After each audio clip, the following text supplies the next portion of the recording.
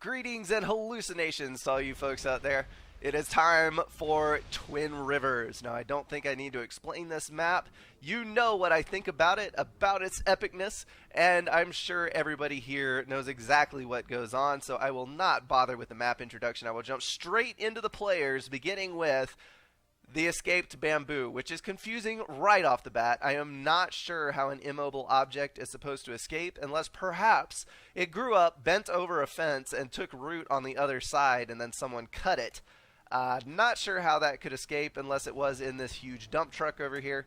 Perhaps that was the getaway vehicle. And then on the air slot, we have the Modka Fox. That is going to be Team 1, and then Team 2 on the southern side. That is Trunks, or the Kappa, Artifacts, and Odin 002. So this is going to be an average Joe's game. Top rank is 1600, and bottom is 1100. All right, we're going to jump straight into the action here and see where this game will take us. Looks like we've got an ACU headed out for the mass here. A move order, and then we have a ton of manual reclaim orders from Odin with his engineer there. It's going to be covered by a tank and a scout, but I don't think, holy cow, look at all of the manual reclaim orders. Although when you have your engineer tracking in its own reclaim, that is not going to end well. That tank is not going to be able to compete with the ACU that is currently headed towards mid, and it looks like this engineer will be able to snap up most of this mass uncontested, although it is being covered by two Hunters. Not sure why you would not go for a Mantis, but I suppose to each his own. Dump truck is going to be a little slow getting there. He is going to lose out on that Tech 2 transport, which contains most of the mass in this pile up here. All the rest of this is light assault bots, and they are really not worth any mass at all. I have a feeling that I'm going to be tripping over huge dump truck's name the entire game. So be prepared for tongue twisters, even though I am not intentionally doing so. That Aurora survived against Hunters. I'm very surprised by that. A good little bit of micro by the Escaped Bamboo would have let those Hunters escape the massacre of the Aeon, but alas, it was not meant to be. Looks like things are going to settle down a bit. ACUs are going to be back from the front line just a tad, and that is probably meaning that they're going to jump on some upgrades. Got some more power building for dump truck. Got land spam going up for Bamboo. Actually, that looks like a total of 5 land factories queued for this player as well. And a bomber. First air unit out is going to be a bomber, immediately followed by a scout for the Kappa. That is Trunks, by the way. I forget if I mentioned that at the beginning of the game.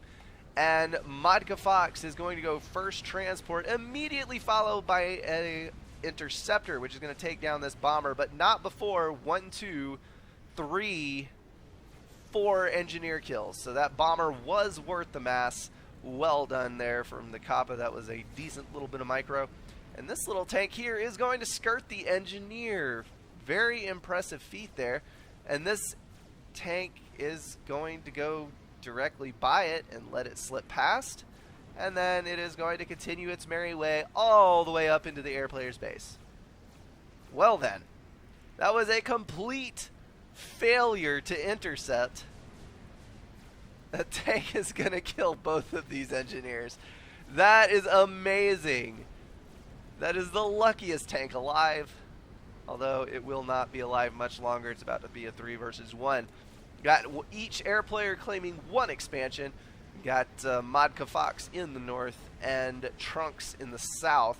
Although I must say Modka Fox did a much better job of jumping on his expansion. Got hoplites in the center. Those are going to massively outrange that Aeon ACU. As long as they can kite out of distance of that gun, they should be fine. And as we all know, the hoplites have very good damage. They just have incredibly low 550 health. Very, very flimsy units. But they're fast and agile, and they kite very well. Alrighty, gonna finally see some land engagement. A stealth coming up with these 2 hoplites, but it was not enough. The ACU was able to run forward and overcharge 2 of them. Then we're seeing a gun comm from Dump Truck. He is going to be able to push back some of that Tech 1 swarm.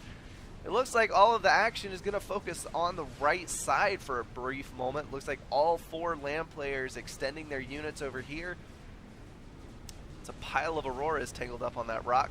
And some Hoplite sneaking around the back edge, but this was a very, very badly missed opportunity.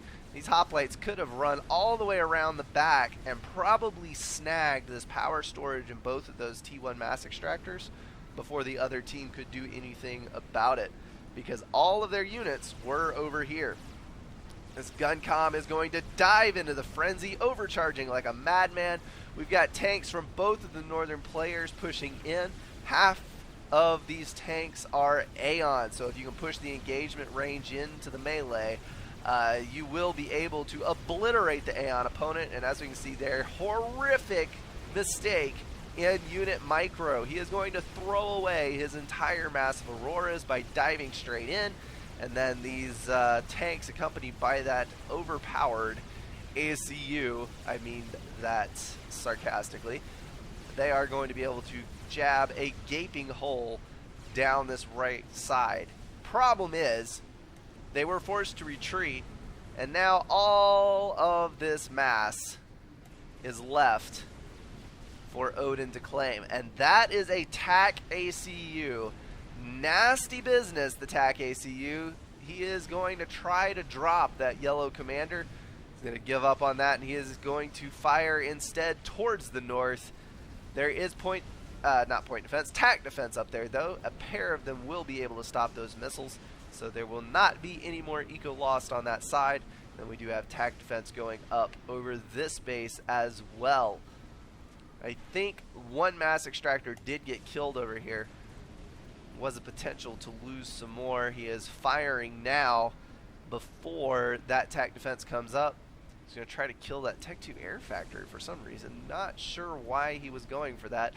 Massive spurt of manual reclaim there just to boost his eco up. He's got 5,000 reclaim in the bag.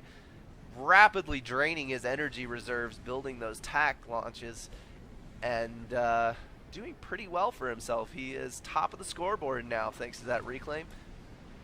Looks like Modka Fox is currently ahead in eco by about 10, pushing 64 steady. Very well done for him. He has taken a slightly laid-back stance in the early air game. As you can see here, Kappa massively outproducing him on early air. He's got a pretty good swarm of interceptors and even a few swift wins. Modka Fox went straight for Tech 3. He has 2 ASF. He's going to need around 6 to 10 before he will be able to engage and not lose all of his ASF. It looks like Trunks is getting that RAS upgrade. He will shortly be diving into the Tech 3 air phase as well. A little bit of a land push there, but another missed opportunity. You have these units stealthed. They are fast. They are agile.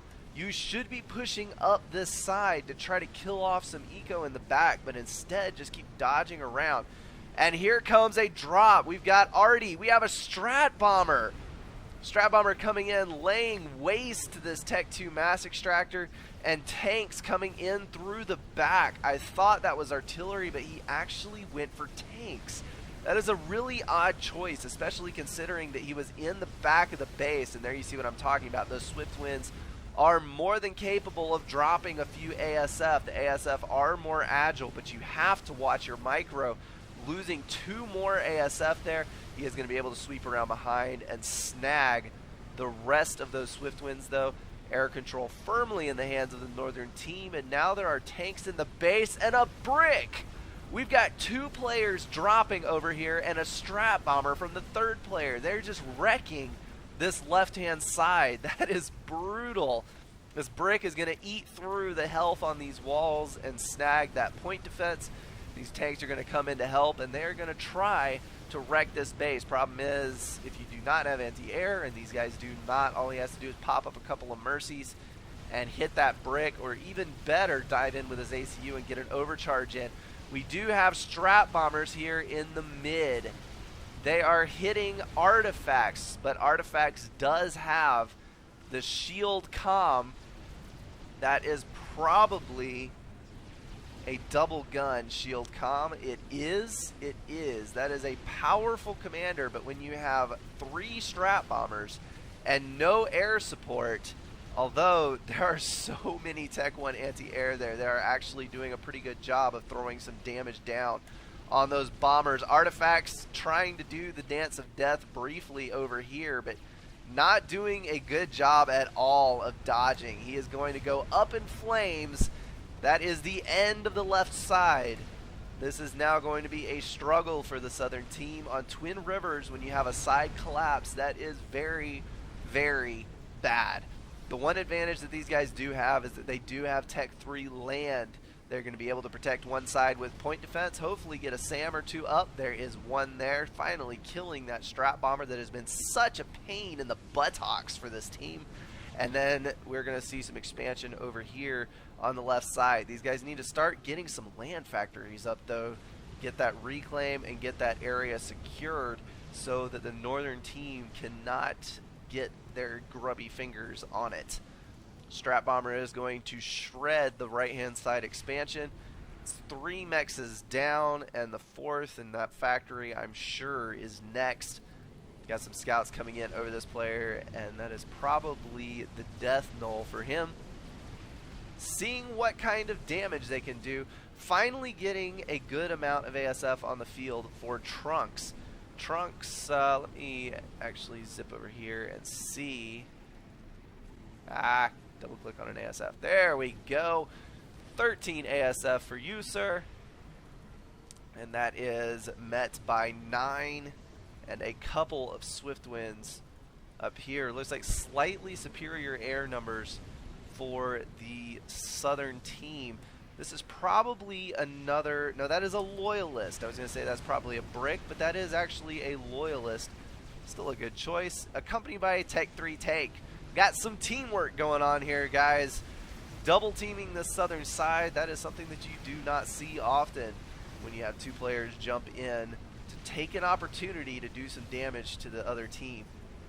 I would have to wonder if these guys are actually on Mumble or if that was a totally uncoordinated happenstance.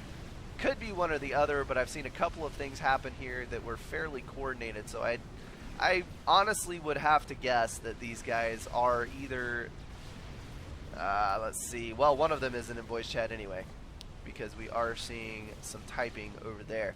Looks like we're pushing Tech 3 mobile artillery. The northern team is hoping to eat their way in to the southern side a little at a time. We've got Loyalists in the airbase. Not good at all, not good at all.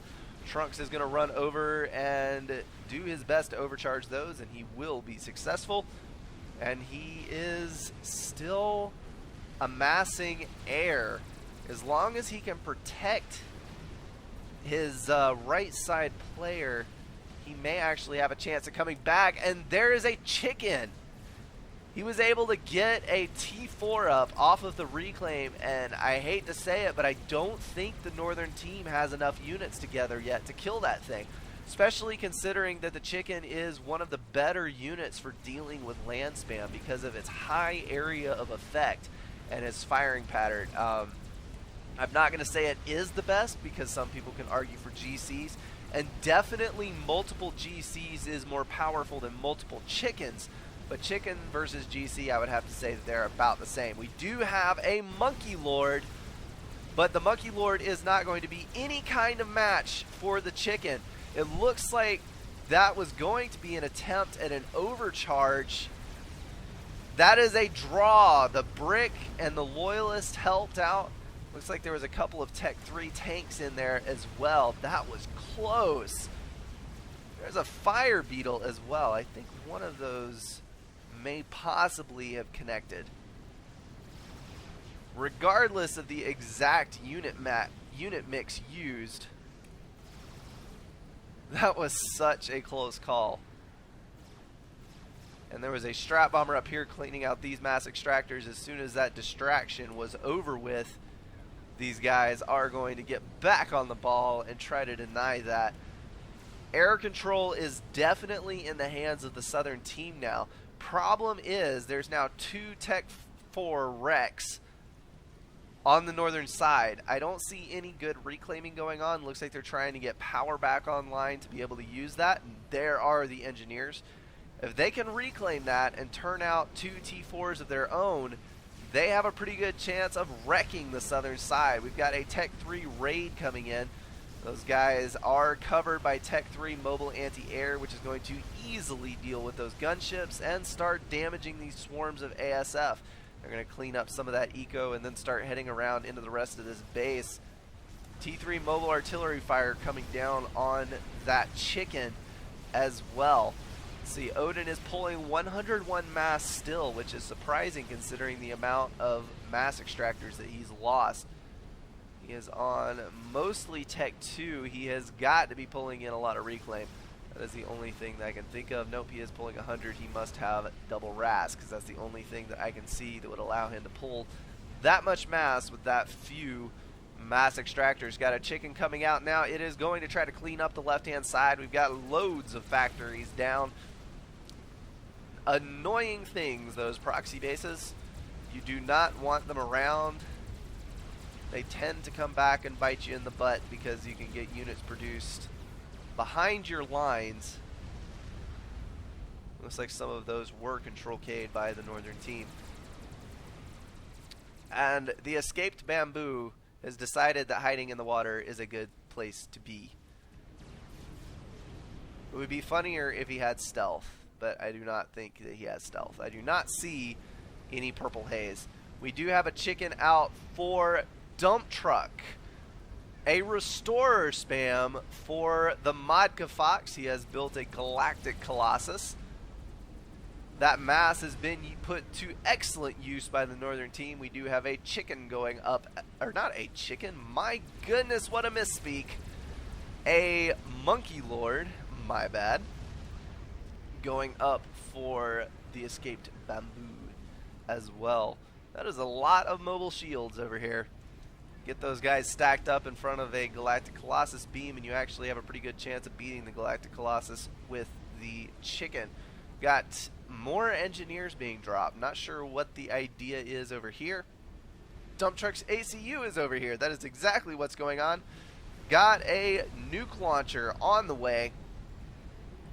Dump truck is going to need to balance his eco, and he has. He's throwing up some Tech 3 power generators.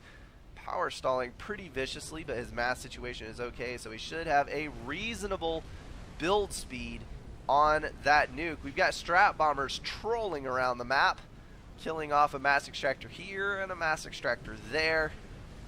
Not sure that those things are getting their mass worth, but nonetheless, they are being used by the Kappa. Kappa is definitely in control of the air as long as he is careful. Technically, if he were to engage the ASF and the restorers could kite around the back, I think Modka Fox could kill most, if not all, of Trunk's ASF, but it would take a lot of coordination, and to be completely honest, I don't think, from what I have seen in this game just immediately here, I don't think that Modka Fox will be able to micro to that extent. We have a Galactic Colossus and a chicken on the front for the southern team. Those two working together should be able to punch a fairly good-sized hole into one side or the other. Looks like they are going to go to the side that does not have a matching pair watching it. I must say, though, that the mobile shields are a very, very good idea. If these guys are able to use the shields to block fire, and they can focus fire the chicken, get the Ion Storm going, and focus fire the Galactic Colossus, these guys could feasibly save both of their T4s and kill both of the enemies. But it is a moot point now because there is a second chicken that is 3 T4s versus 2. And then we have a Monkey Lord online for the north, but that is going to move down here. This is the big issue.